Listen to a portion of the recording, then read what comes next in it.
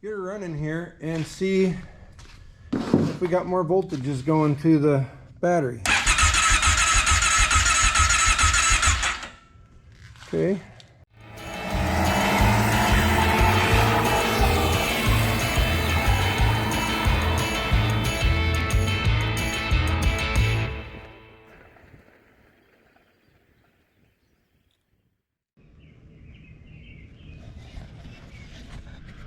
Welcome back to the channel. We've got something a little different today. The dang Japanese beetles. Now you can't see it, but there's these little colorful skeleton beetles that eat up stuff that you care about, like fruit trees, maple trees, that kind of stuff. Anyway, went and sprayed here and sprayed for the neighbor down the road. And to do that, we used the Brute Force. We have a pull behind sprayer tank with a electric pump on it and a wand and a hose and all that good stuff. Well, got done at her place and shut the Brute off to chit chat a little bit, and it wouldn't start. So yeah, brought it back here, put a voltmeter on it. It's charging just, and I'm sorry, I already tore into it because I wasn't sure what direction I wanted to go at first on this. So bear with me here, but we found cool stuff and I certainly want to share that with you. Found that it was charging when you'd crank it up, the RPMs that is, charging just a little bit, but not nearly enough to run a pump motor, or it's got a winch on it and that kind of stuff. So we've got to take a break because we need this thing to push and pull and do work around here. And yeah, so this is a ATV, right? I think, yeah, four-wheeler, that thing. Doesn't have an alternator, uses a stator and stator windings and magnets to generate AC current. That AC current, it's on the other side of the engine over here.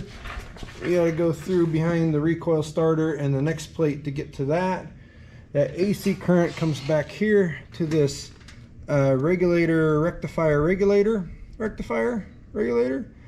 and gets changed to 12 volts and goes into the battery. Now, a couple years ago, I think, I changed the rectifier. It was getting really hot and it was not charging. So I immediately, went that direction at first, but it wasn't getting hot this time. So then you're thinking, all right, well, let's check the stator. We did a couple static tests on the stator. The windings appear in all, it's a three-phase stator. The windings appear to all be, they have the same resistance. I don't know exactly what the spec is, but I'm not going to condemn that yet, I guess is what I'm saying. And I don't really want to condemn the part I just bought a little while ago. So searching around on the WeberNet and come across a couple of different posts on a couple different bulletin board sites and that kind of stuff, and a video or two in the YouTubes that talk about this bus connector. There's a bus connector, and basically what it's doing is it's grouping a bunch of different wires that need to be connected in kind of a fancy way here. So this is it. We dug it out. It's above the gas tank. It was taped up to this main wire harness and all black taped. Had to pull the little computer think box loose so we can get a little leverage here. Pull the rear plastics off and the rear rack off. Wasn't too bad. Disconnect the battery, of course. And let's examine, because I also have had intermittent other electrical issues. And this bus connector can, according to what I've read in the brief amount of time we've done research, it can make the electric fan do weird stuff. It can make the 4x4 actuator do weird stuff, which I have experienced. I have not experienced the fan, just a 4x4 actuator, and other sorts of little gremlins. So, and then by the way, there's white wires that go together in here, and the consensus is the white wires are what feed back the voltages. In fact, you can see red with white, or white with a red stripe, to the battery and charge it. So we pull it apart and we look inside, and if you can see that, especially over here on these white wires, see that powdery green stuff?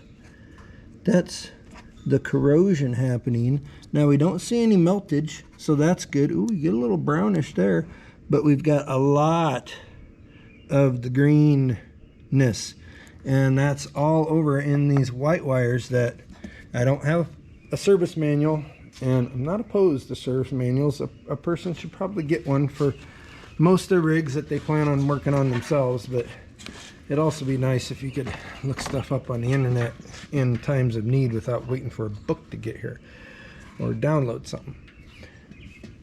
Either way, we're going to take this apart. Basically, super easy fix. You snip all these off behind this connector, and you take all the light colors, twist them together, solder them, make a better connection, seal it all up, tape it all back up, and see what happens next. So let's pull this apart. Well, let's clip all these off, get them all stripped. We'll get the soldering, and then we'll get you caught up. Okay, we got it soldered.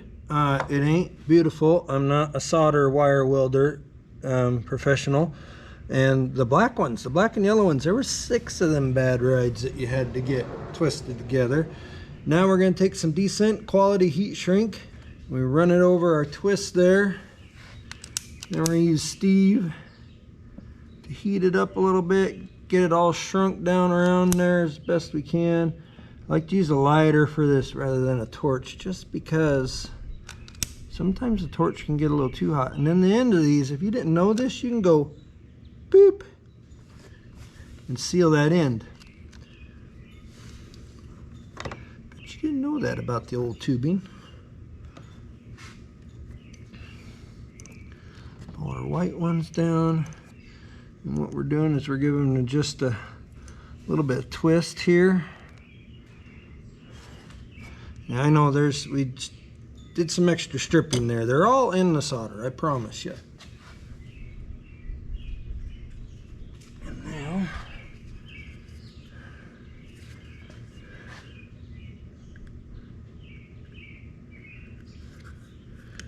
run our heat shrink over that. Feel the end come up about, I don't know, 1/4 inch. Snippy snip. Use Steve to start a little fire here. Get her all shrunk down around until you're happy. Then beep.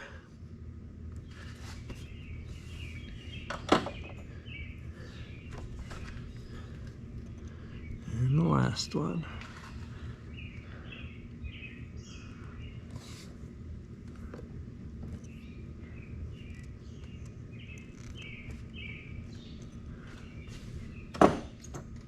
Might be able to use the smaller. Nope.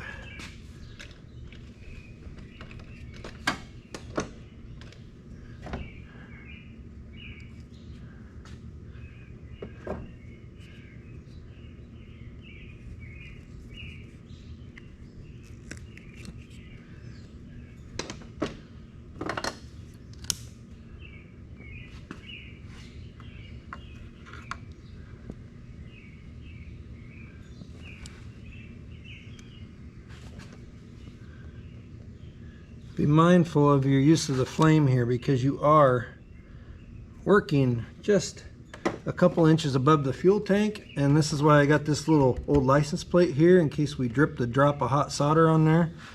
This is the fuel tank vent.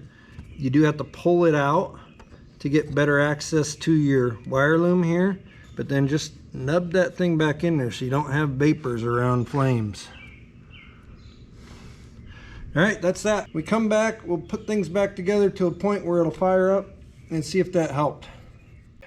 We plugged our little computer box back in. We plugged our connector for our stator back in. We've got our negative side of our battery reconnected. It's been on the charger, so it should have plenty of juice to start. Let's get her running here and see we got more voltages going to the battery. Okay, let's get her running here.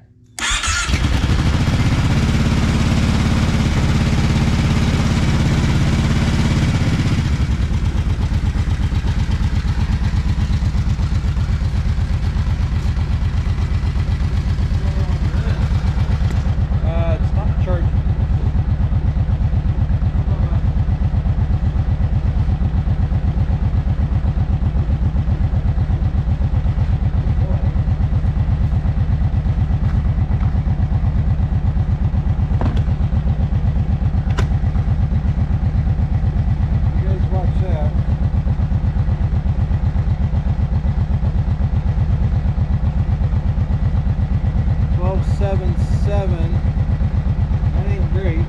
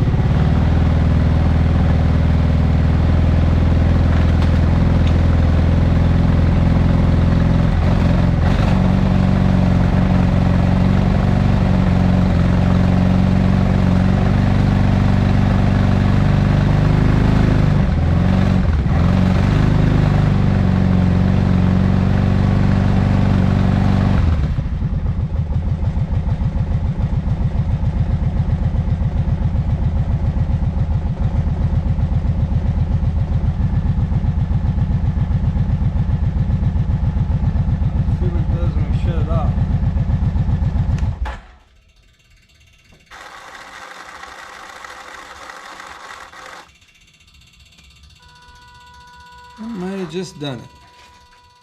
I would have liked to have seen it jump right up to like 14 something, but we're going to run this for a little bit and see how it goes. We really can't, you know, dig into it any deeper right now anyway, but at least this way it'll charge a little bit. And then let's get this over to the bench. We're going to tear this connector apart. And well, there's some crumblies coming out of it right there. We're going to see just how bad those connections are. Let's see if we can't break into this connector a little more. There we go. Oop, some green stuff came out there. There's inside, guys and gals.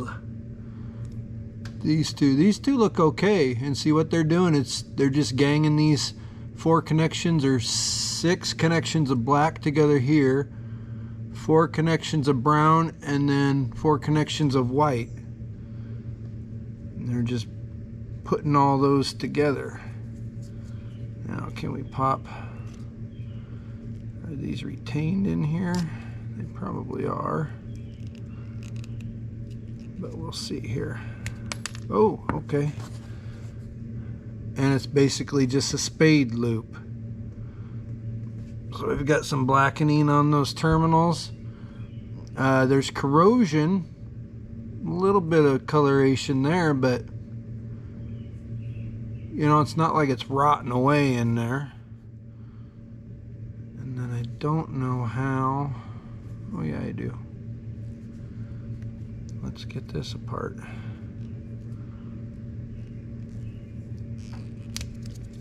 Don't stab your finger like I just did. Well, we're pretty much going to destroy it, but that's okay because we're not using it, obviously. Here we go.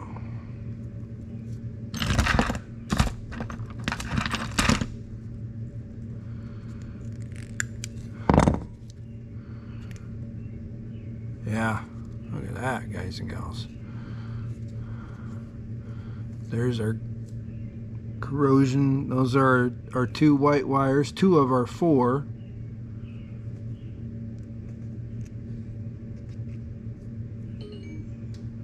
Trying to see how what the retention is on that, and I can't quite make it out, but that's okay. We'll just keep tearing it apart. We probably have to pull these other center connectors out.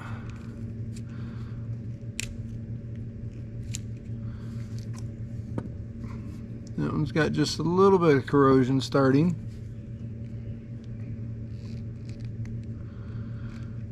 And this one doesn't look too bad. Yeah, see, that's doable right there. That's nice. But these two, especially, you know, the brown wires and the white wires, whatever they go to, probably not as happy as it could be. And there's our shroud. Now we're down to just pins, and I don't know what the retention is on these. Oh, now they're coming out. Well, maybe. Probably that's got to come up. Yep. If we bend these guys up, we should be able to push each one of these connectors out. There's one. Seen worse.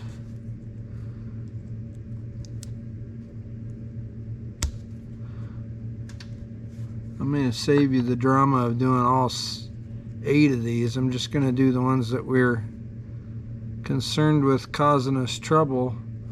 That one doesn't look too bad. Let's come over here and get these 2 whites out.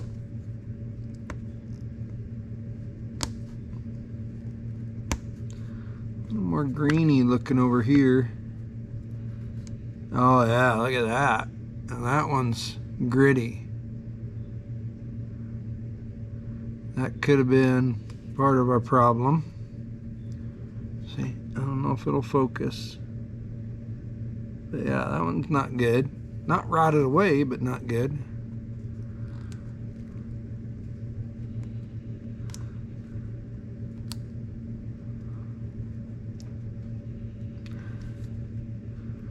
And then our last white one. Oh, much of the same.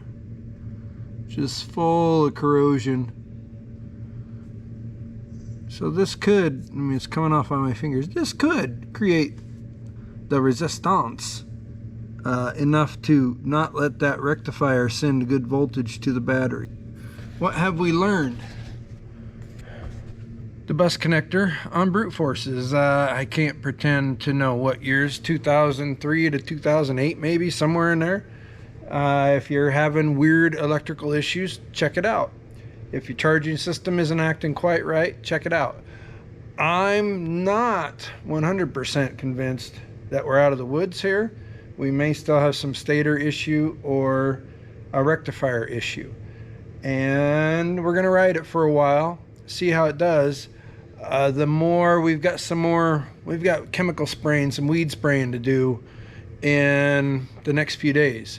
So that will be very telling, because we're going to go over the whole yard here. So it'll be about 40 minutes of continuous spraying. And if it makes it through that and it still has a happy battery, then we know we did the right thing. And if it doesn't make it through that, or the battery's not happy after that, then we know we got to keep digging. So possibly cured, unknown for sure. We'll report back. Thanks for watching our stuff. Thanks for the clicks, the bells, the likes, and subscribes. We're getting really close to 1K, and then we might actually make like 30 cents a month or something. I don't know how it works out, but I appreciate you, every single one of you anyway. We'll see you on the next video.